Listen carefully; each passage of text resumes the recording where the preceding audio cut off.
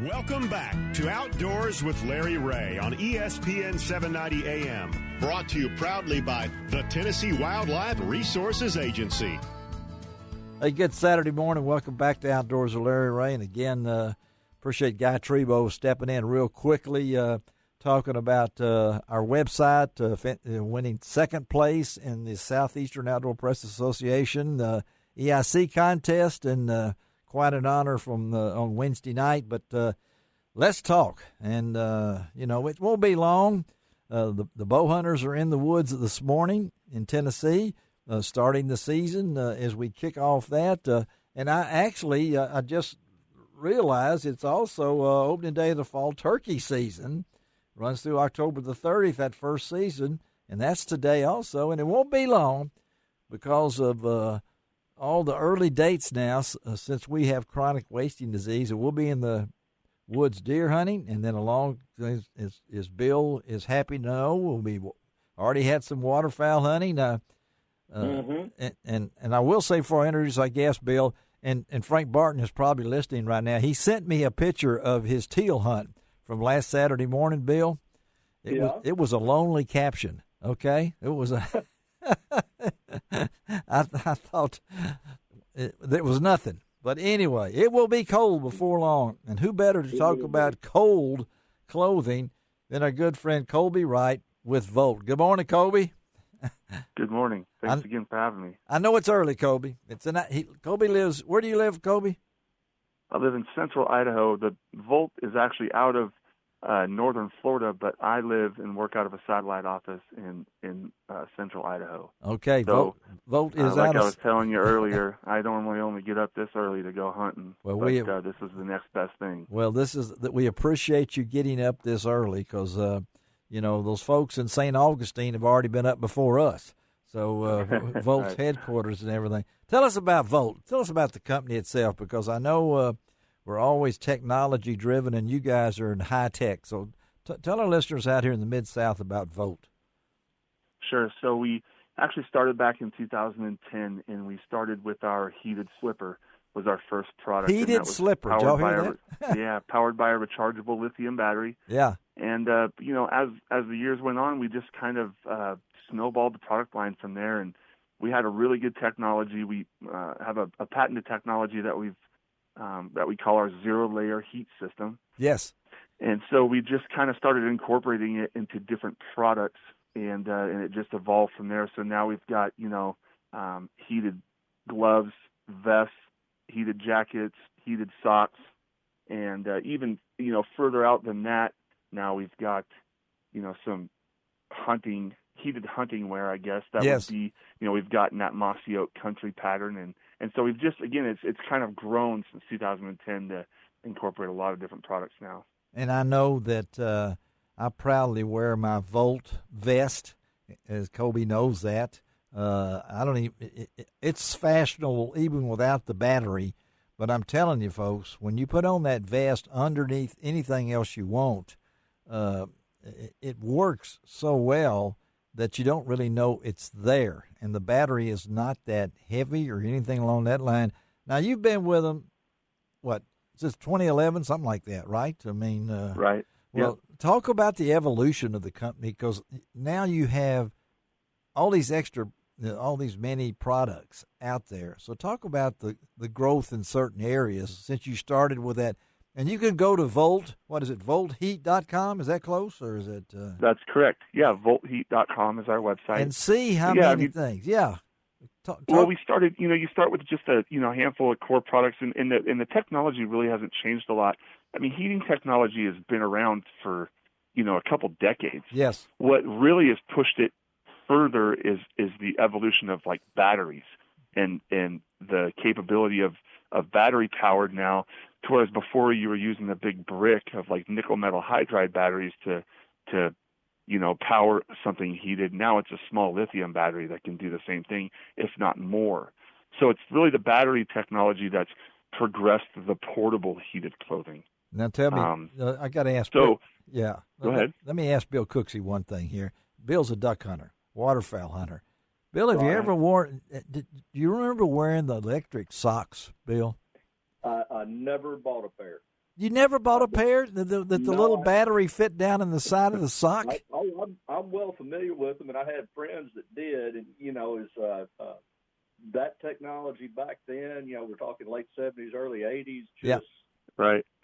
It just wasn't there yet. Both battery. And right. Well, and if I remember, just with some of the earlier samples that I've seen, from as the products, you kind of start to get products that you're just trying to get where the technology's come from. Yeah. And I can distinctly remember seeing some wool socks with some big plastic cases at the top of them for D batteries. Yes. Thinking to myself, that doesn't look very comfortable. Well, it was. They sold them. I can tell you, Colby. People have had cold feet for a long time, apparently. Yes. And it doesn't surprise me. The first thing you came out was with heated slippers, because that's the cold feet product. But I'm telling you, with the heat, and Ron, you know this. You've got some heated wear. I know out of some of these things. By having that heat over your heart, I was always, when you buy, and I buy a lot of these little baggy things. What do you call them, Bill? The shake, and you put them in your pockets. Yeah, just the little hand warmers. The hand warmer things, and I've slipped them into my shirt over my heart. What they always told me. But when you put on one of these heated vests or whatever it might be, you really don't need that.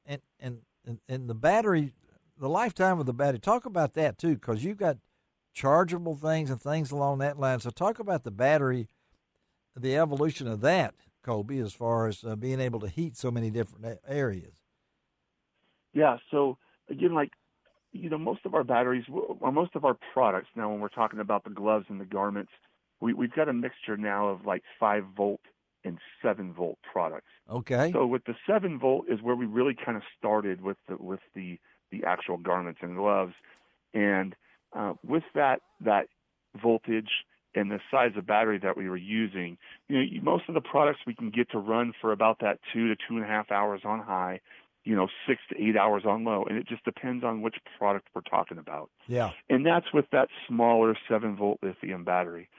So with the 5-volt, the benefit to some of our 5-volt stuff is now, again, with just the lithium technology, a lot of people have those little power banks or portable power cells that they can use to charge their cell phone on the go or charge, whatever it is on the go. Yeah. You basically just have this little brick of power that you're bringing with you. So that our 5-volt products will run off of those. It's a USB product. So it's more kind of with our 7-volt, you're getting the battery directly from us. It's our 7-volt battery. With the 5-volt, you can get, a 20,000 milliamp hour battery off of, whatever retailer online or at Walmart or something like that. So the benefit to the 5-volt is the batteries you can basically find anywhere at major retailers. The benefit to our 7-volt products over our 5-volt products is with that 7 volts, we can power and heat a little bit larger area. Okay. So the heat coverage is more. Well, and we're talking to Colby Wright, customer service dealer sales for our good friends Volt out of St. Augustine, Florida, and Colby works out of Idaho. What's the coldest day you've ever hunted on, Colby? Oh, the coldest day I've ever hunted on? Shoot, if it gets into the single digits, I'm back in the house or back at the cabin. Okay. But that's why I usually try to get my hunting in right now in September and chasing some elk around, and by the time it actually starts getting cold, I have to be in this office working. Yeah, so. you'd rather be in the office working, but been with them to 2011, and I do know you do have heated socks, though. I mean, I saw that on the website, right? Right, yeah, we do. And again, that heated sock is kind of based off of our same heat system that we've had in that heated slipper since 2010. So it's a really tried and true heat system. We've got a good mixture of heat output, heat duration, with that small 3-volt battery. So it just seems to be a winner, and people really like it, whether they're hunting or whether they're skiing. That's another thing, and we got a lot of people that ski around here and things along that line. But we we talk more to hunters and fishermen, and Ron is it doesn't let cold weather does not deter Ron Wong from fishing, and I've seen Ron bulked up a lot. Because fish bite, and Ron really likes hunting season, don't you, Ron? I love hunting season. And why? Well, because a lot of hunters are fishermen, so the hunters are out in the field or in the woods shooting ducks, and a lot more space to fish on the water. All right, I got to ask Bill Cooksey. We're talking about cold weather here. What's we got just a couple of minutes before we get back to what's the worst duck hunting condition you've ever hunted in?